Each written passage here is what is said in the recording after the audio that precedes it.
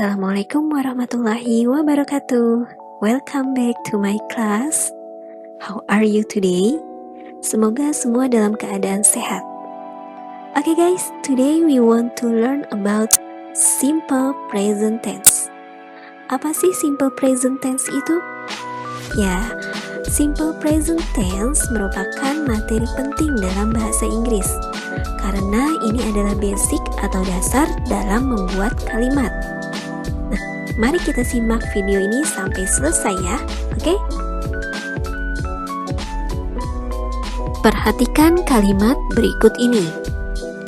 I buy an ice cream. She buys an ice cream. Dari kedua kalimat tersebut perhatikan, apakah ada yang berbeda? Ya, ada S pada kata buy di kalimat yang kedua. Kenapa? Kata buy harus ditambahkan S karena subjeknya ini adalah she. Dimana di sini itu she sebagai subjek, buy sebagai verb pertama. Nah, jika subjeknya itu she, he, it yang artinya dia dan subjek singular atau subjek yang jumlahnya hanya satu seperti a boy, a girl, a teacher, a cat, maka kata kerjanya itu harus ditambahkan S atau ES seperti kata buy. Ini ditambahkan S menjadi buys. Nah, ada kata kerja yang berakhiran SS, SH atau ESH, CH atau ECH, berakhiran X dan O, maka kata kerjanya ini harus ditambahkan ES. Contohnya go. Kata kerja go karena diakhiri dengan huruf O, maka ditambahkan ES menjadi goes. Dan kata wash karena di akhir katanya ada huruf SH atau ESH berakhiran ESH, maka ditambahkan ES menjadi washes. Ya, kembali lagi, jika subjeknya itu I, you, we, they atau subjek plural yang jumlahnya lebih dari satu seperti boys, girls, teachers, cats, dan lainnya, maka verbnya ini tetap tidak ada ditambahkan S atau ES. Dia tetap verb pertama. Contohnya kalimat di sini adalah I buy. Ya, karena I ini sebagai subjek dan buy sebagai verb pertama, di mana keduanya ini merupakan plural, ya, maka verbnya itu tetap tidak ditambahkan S atau ES. Nah, kalimat seperti ini merupakan kalimat afirmatif atau kalimat positif. Ya, I buy an ice cream. Saya membeli sebuah es krim. She buys an ice cream. Dia membeli sebuah es krim. Nah, ini merupakan kalimat afirmatif atau kalimat positif. Subjek, ada verbnya, verb pertama, dan ada objeknya. Perhatikan kembali kalimat berikut ini. I do not like to play soccer. He does not like to play soccer. Kedua kalimat ini sama-sama menyatakan tidak suka. Tapi perbedaan pada kalimat ini ada pada do not like pada kalimat pertama dan does not like pada kalimat kedua. Oke, kita lihat kalimat kedua. Di sini menggunakan kata does not like karena subjek yang digunakan pada kalimat ini yaitu he. He does not like. He di sini sebagai subjek, does not sebagai kata kerja bantu, like sebagai kata kerja pertama. Ya. Untuk subjek he, she, it, dan singular atau yang jumlahnya hanya satu, maka kata kerja bantu yang digunakan adalah does not. Ya, does not. Nah, perlu diperhatikan bahwa jika sudah menggunakan does not, maka verb pertama tidak perlu ditambahkan lagi s atau es.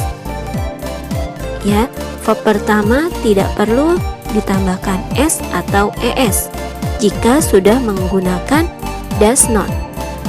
Ya, berbeda dengan subjek I, you, we, they, dan plural atau yang jumlahnya lebih dari satu, maka kata kerja bantunya itu yaitu menggunakan do not.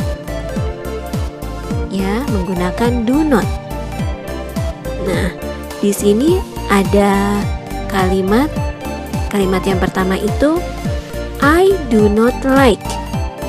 Nah, I di sini sebagai subjek, do not sebagai kata kerja bantu, dan like sebagai verb pertama. Nah, kalimat ini merupakan kalimat negatif. Ya, kalimat negatif, kalimat yang menyatakan tidak. Ya, dimana do not itu bisa disingkat menjadi don't, dan does not bisa disingkat menjadi doesn't. Ya, kalimat negatif ini merupakan kalimat yang menyatakan tidak. Ada do not atau does not-nya. Oke. Kita beralih ke bentuk kalimat terakhir. Lihat kalimat berikut ini. What does he read every day? Apakah dia membaca setiap hari? Does he read the Quran? Apakah dia membaca Al-Quran? Ya, posisi seperti ini merupakan kalimat pertanyaan, di mana biasanya itu diawali dengan does atau do. Ya, di sini read, he, dan does. Lihat posisinya, does-nya itu ada di depan, he di tengah, atau subjeknya itu di tengah, dan setelah subjek baru kata kerja pertama. Ya, read di sini sebagai kata kerja pertama atau verb one, kemudian he subjek, dan does itu sebagai kata kerja bantu. Nah, ingat, ketika subjek he, she, it, dan singular atau yang jumlahnya hanya satu, maka kata kerja bantunya itu adalah does. Ya, kata kerja bantunya adalah does.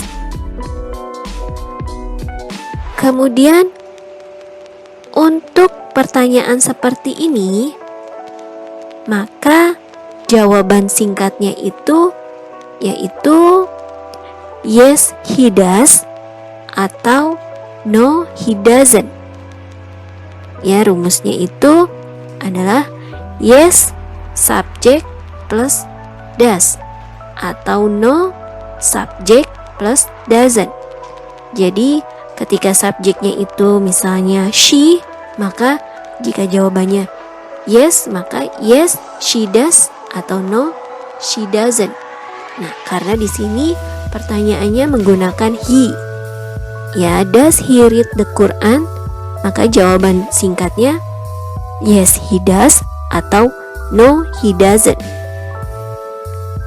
Ya, kembali lagi, jika subjeknya itu I, you, we, they, atau plural yang jumlahnya lebih dari satu, maka helper verbnya atau kata kerja bantunya itu menggunakan do. Ya, contoh kalimatnya, do you read the Quran every day? Apakah kamu membaca Al-Quran setiap hari?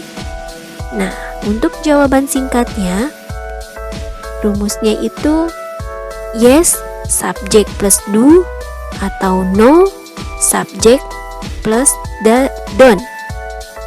Ya, jawaban singkatnya jadi, do you read the Quran every day? Jawabannya yes, I do, atau no, I don't. Nah, untuk kalimat seperti ini, posisinya seperti ini, merupakan kalimat interrogatif atau kalimat tanya. Oke, paham ya teman-teman? Kini beralih ke fungsi simple present tense. Yang pertama, fungsinya untuk menceritakan kegiatannya rutin atau kegiatan yang dilakukan secara berulang. Dalam bahasa Inggris, routines or habitual action or daily activity. Ya, penanda waktunya dalam kalimat itu biasanya menggunakan always, seldom, sometimes, every day, every week, every time, every month, every morning, dan yang lainnya. Untuk contohnya, di sini ada 2 gambar. Dan tentunya pasti ada 2 kalimatnya. Kalimat yang pertama, we always learn together. Kita selalu belajar bersama. Yang kalimat keduanya, she plays bicycle every afternoon. Dia bermain sepeda setiap sore. Kata kerja yang digunakan dalam kalimat ini ada learn dan plays. Fungsi yang kedua dari fungsi simple present tense yaitu untuk menceritakan suatu fakta atau kebenaran yang umum diketahui, atau bahasa Inggrisnya fact or general truth. Contohnya di sini, lihat gambar. Matahari bersinar di pagi hari. Dalam kalimat, contohnya the sun rises in the morning. Kata kerja yang digunakan pada kalimat ini yaitu rises. Ya, karena the sun rises in the morning merupakan fakta atau kebenaran yang pada umumnya diketahui orang banyak. Untuk aktivitas di rumah, selain teman-teman mencatat materi ini di buku tulis teman-teman bisa latihan mengubah kalimat bahasa Indonesia ini ke dalam bentuk simple present tense. Ya, teman-teman bisa lihat strukturnya atau pola kalimatnya di slide sebelumnya. Ya, yang pertama, kita biasanya bermain benteng di lapangan sekolah. Nah, teman-teman ubah menjadi pola kalimat simple present tense. Teman-teman bisa lihat di video di awal video tadi. Ya, yang kedua, Mumun tidak pergi ke kampung Tugu. Yang ketiga, apakah Pak Rojali minum kopi setiap pagi? Yang keempat, Mumun selalu minum teh tanpa gula. Dan yang terakhir, Juki dan Mumun tidak suka minum bir peletok. Untuk mengakhiri video ini, saya punya pertanyaan yang teman-teman bisa jawab pada kolom komentar di bawah ini ya. Tulis nama dan jawaban kalian, dan pertanyaannya adalah, what do you usually every weekend? Apa yang biasa kalian lakukan pada akhir pekan? Nah, teman-teman bisa langsung jawab pertanyaannya ini, tentunya menggunakan struktur atau pola kalimat simple present tense yang sudah kita bahas hari ini. Ya, tulis nama dan jawaban kalian. Baik teman-teman, saya rasa sudah cukup pertemuan dan pembahasan kita hari ini. Jika ada pertanyaan atau teman-teman masih ada yang belum paham, kalian bisa langsung hubungi saya. Oke? Thank you everybody. Happy learning and wassalamualaikum warahmatullahi wabarakatuh.